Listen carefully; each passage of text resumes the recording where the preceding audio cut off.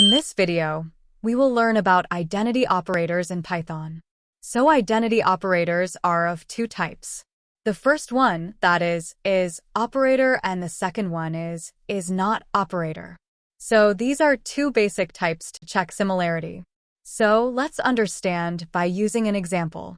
Now, I am creating a new variable, that is x, and I am assigning a value that is a list here, in which I will give some values like 123, 456, 789. I am making a new variable y, which consists x. Now, I write print statement, there is a condition. If x is y, then it will print true on the terminal, because x is same to y. Now, when I change the condition and I am writing a new values of y, which is 123,456 and 789. Now, when I run the code again, it will show me that it is false, because x and y both are different variables. Now, let's understand about not operator.